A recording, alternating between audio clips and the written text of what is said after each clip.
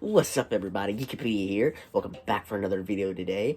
This is quite a little bit coming, a little time coming. I'm going to be reviewing Cocaine Bear today. I was supposed to review it last week because I was supposed to see it last week, but something came up and didn't get to watch it. But today, my buddy Outlaw Samurai 47 and I got to see Cocaine Bear. And oh boy, do I got some thoughts on it. First off, if you like this video, hit the like button, obviously, and if you want more, hit the subscribe button, hit the notification bell. I'm on the grind this year, so I'm gonna be a lot more active on YouTube. So I promise you don't want to miss anything. You don't want to miss any of the good videos I got cooking up for you guys. Anyway, let's get to the review. So, Cocaine Bear was directed by Elizabeth Banks. I believe she directed the 2019 Charlie's Angels reboot. I haven't seen that movie. I've heard of Elizabeth Banks. I just haven't seen a lot of her movies. So, unlike other films that I watch where I at least have an opinion about a director of the film, I didn't really have a preset opinion about Elizabeth Banks before I came to watch Cocaine Bear. But from what I've seen, she's a pretty decent director because this film, it has all the ingredients of a lazy B-list cash grab. But this movie is anything but. The CGI on the bear is really good. It's legitly good. In some scenes, it just looks so real. Like, it's just really good. None of the CGI I thought was cheap or weak in some areas. I thought they did a pretty good job of designing the bear and the details, especially when it was going on its rampage and killing people. You would see all the excess blood and cocaine just smeared all over its face, and it just really blended well with the atmosphere and the background of the world that they've set up. So, to give you a little backstory, Cocaine Bear, the movie, is it's inspired by true events. Back in, I want to say, the 1980s or 1990s, it might have been 1970s, one of those, a group of drug smugglers were flying a plane, and they dropped a crap ton of cocaine into the forests of like Knoxville, Tennessee, all the way down to like somewhere in Georgia. And while most of it was recovered, not all of it was. And this black bear got a hold of it, ingested it, got high, and went on a rampage. Now, in real life, all it did was run across the forest and then finally died of a heart attack. That's all it did in real life. But the movie dramatized it and turned it into a comedic horror film. And that's what this film is. So, the premise itself is real. There really was a black bear that got baked on cocaine, but everything else is made up specifically for the movie. To where this bear just goes nuts. But story-wise, I'm just gonna be honest with you guys. This is not a movie where you want to think of logic. You're gonna have to throw logic right out the window to enjoy this movie, because there's some scenes where I will admit they were kind of pulling stuff out of their backside to get done. Like, by the way, there's gonna be some spoilers. This one cop, I think he was played by the late Ray Liotta, I think that's his name.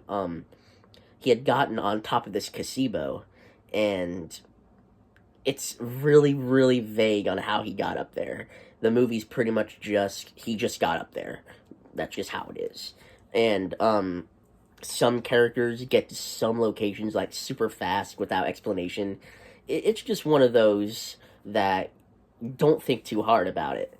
I mean, it's a bear. It's a movie about a bear that gets high on cocaine. You don't need to think too much about it.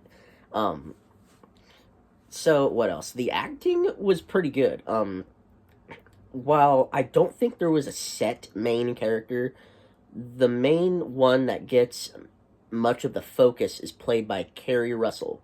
You might know her from Honey, I Blew Up the Kid, which was a sequel to Honey, I Shrunk the Kid, and then she was in Star Wars: The Rise of Skywalker as Zori Bliss, Poe Dameron's like acquaintance. Um, she was pretty good. Her and the kid actor who played her daughter in this film, they had some decent chemistry, I thought.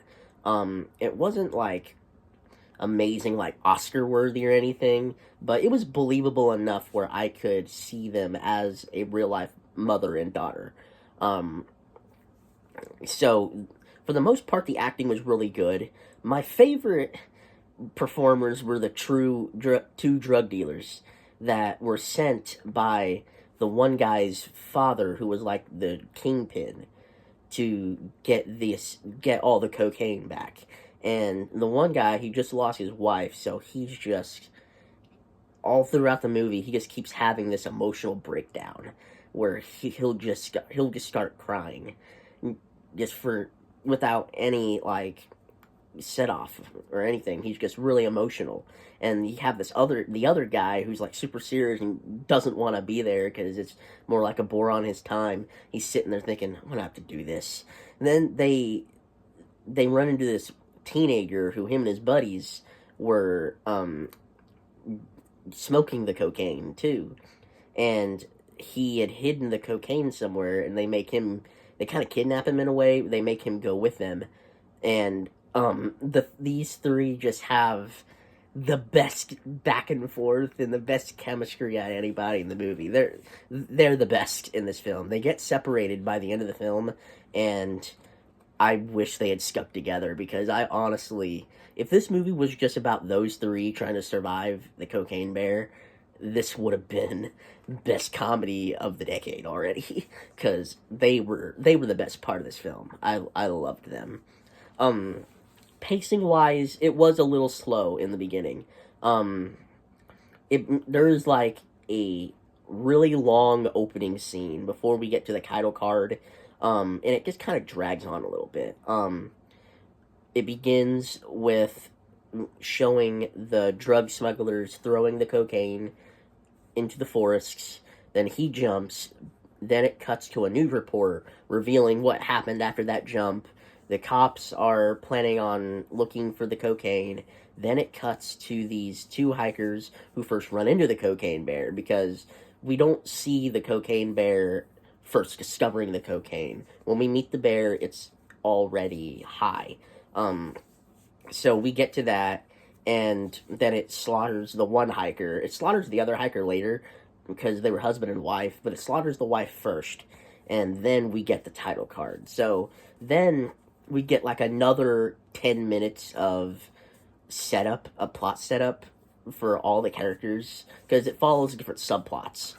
Um, in this movie, I just feel like it takes a little bit too long to set up all these plot points and to establish everything that's going on. But with that said, once it finally gets to the good stuff, like at the tail end of the first act, it's nuts. This film is just crazy. um, a lot of the kills were creative, I thought, in a way. Not like amazing or anything like that. I've seen better in other horror movies, but for what this was, I thought it was pretty good. Um, my favorite kill that the cocaine bear does is it's near the end where the cocaine bear is revealed to be a mom, because there are two cubs in the film as well, and what happens is the drug, like the father who's the drug dealer, he gets killed by the cocaine bear. She slashes his stomach open, and we see his guts just fall out. And I would have preferred if it was like the cocaine bear had just like ripped him apart, because I didn't like his character. I hope that doesn't make me sound crazy or anything, but I really wanted. He was a jerk to his son and everybody around him. Everybody who died in this film, it was because of him, because he was trying to smuggle drugs over, and I just wanted him to get his comeuppance.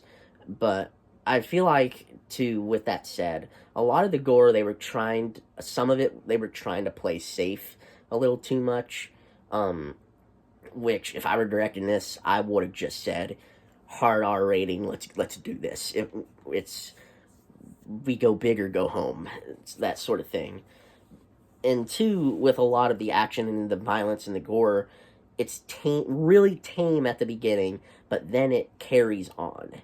Like, as it goes on, it goes from 0 to 11, like, as the film goes on. So the final death is, like, the most graphic death out of any others in this film.